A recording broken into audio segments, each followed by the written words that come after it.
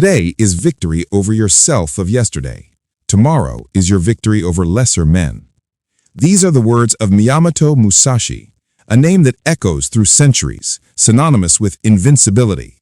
A man who fought over 60 duels and never once tasted defeat. But if you think this is a story about how to conquer others, you're missing the point. Musashi's ultimate lesson wasn't about the art of defeating an enemy, but about the profound, lifelong discipline of mastering oneself. This video is your guide to that path. We will unlock the timeless wisdom of Japan's most legendary swordsman and strategist, not to turn you into a warrior of the battlefield, but to help you become an unstoppable force in your own life. Because the greatest opponent you will ever face is the person you were yesterday. Segment 1. The Internal Fortress. Long after his legendary duels, Musashi retreated into a cave.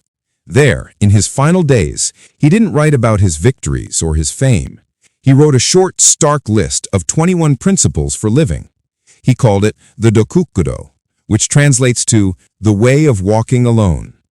It is not a guide for loneliness, but for unshakable self-reliance. It is the blueprint for building an internal fortress, a mind so strong, so resilient, that the chaos of the outside world can never breach its walls. His first principle for building this fortress is radical, especially today. Accept everything just the way it is. Think about how much energy we waste resisting reality. We complain about the traffic. We resent a decision made by a boss. We dwell on a past mistake. We fight against the unchangeable, and in doing so, we trap ourselves in a state of frustration and paralysis. Musashi teaches that the warrior's first move is not to attack, but to see. To see the situation for what it is, without judgment, without delusion. Accepting reality isn't about surrender. It's about clarity. It's acknowledging the terrain before you plan your march. Only when you stop fighting what is can you strategically and effectively work toward what can be. The second pillar of this fortress is a defense against modern life's greatest weakness. Do not seek pleasure for its own sake. Our world is an engine of endless pleasure-seeking. Social media likes, binge-watching, instant gratification. These things feel good in the moment, but Musashi saw them for what they are, a trap. A constant chase for pleasure makes you soft. It dulls your edge, erodes your discipline, and leaves you dependent on external stimuli for your happiness. The warrior finds fulfillment not in fleeting pleasure, but in purpose, in the discipline of training, in the satisfaction of progress, in the deep-seated calm that comes from being in control of your own impulses. He's not saying you can't enjoy life. He's warning you not to let the pursuit of enjoyment become your master. And this leads to the foundation of the entire fortress, the bedrock of Musashi's philosophy. Seek nothing outside of yourself. Your strength, your validation, your peace of mind, if they come from others, they can be taken by others. True power is internal. It's a wellspring you dig within your own soul. The fortress you build cannot be made of bricks from other people's approval or mortar from external success. It must be forged from your own discipline, your own principles, and your own unwavering commitment to your path. When you seek nothing outside yourself, you become truly free. You walk alone, not because you are lonely, but because you are complete. Segment 2. Strategic Mastery. Once your internal fortress is secure, you need a strategy to engage with the world. Musashi's masterpiece, Go-Rin no Sho, or The Book of Five Rings, is one of the most brilliant treatises on strategy ever written. He wrote it for swordsmen, but its wisdom applies to the boardroom, the classroom, and the battlefield of everyday life. Its central message is that strategy isn't a set of tactics, it's a way of seeing the world, and it begins with a radical shift in perspective. Think lightly of yourself and deeply of the world. This is not about self-deprecation, it's about dethroning your ego. Your ego is your greatest blind spot. It makes you emotional, reactive, and predictable. It worries about how you look, whether you're respected, and what others think. Musashi says to think lightly of this self, to let it go. Instead, think deeply of the world. Observe everything.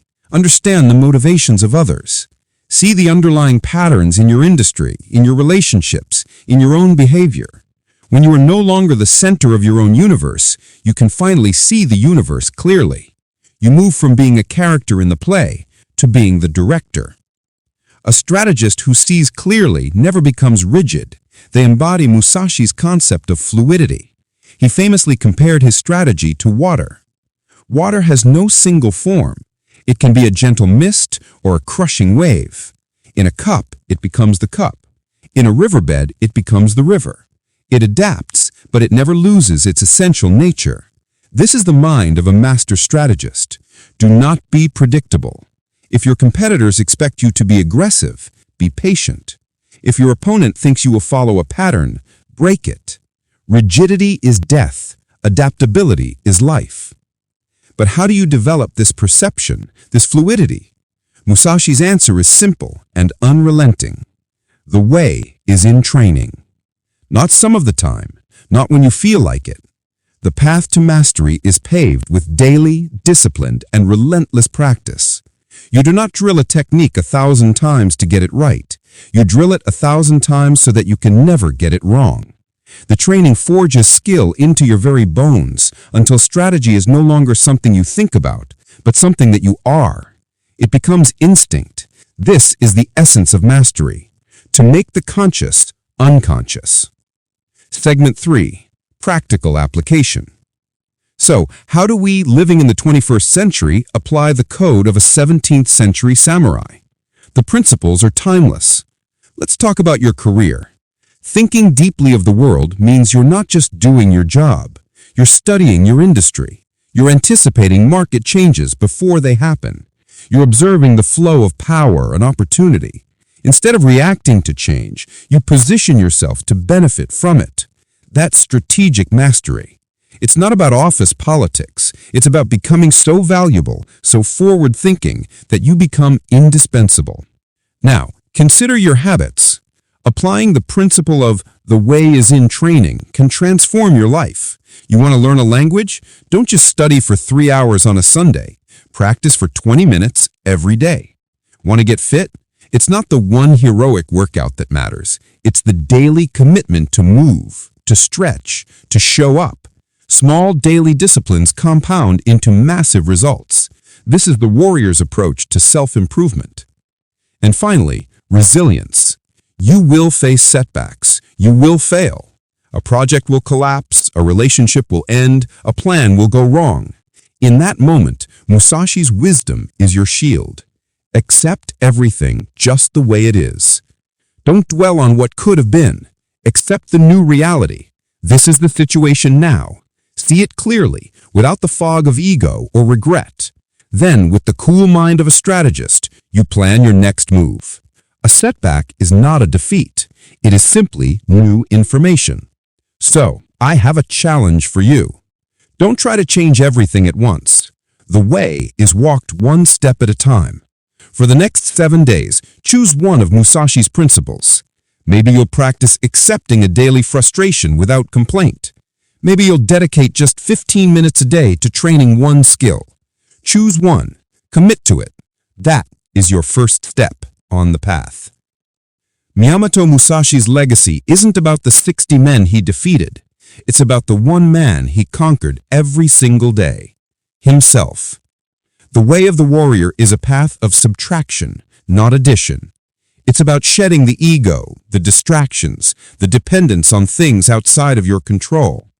It is the realization that mastery comes from within you, that the strategy is not a tool you use, but a lens through which you see the world, and that the journey is not a race to a finish line, but a commitment to continuous, daily training.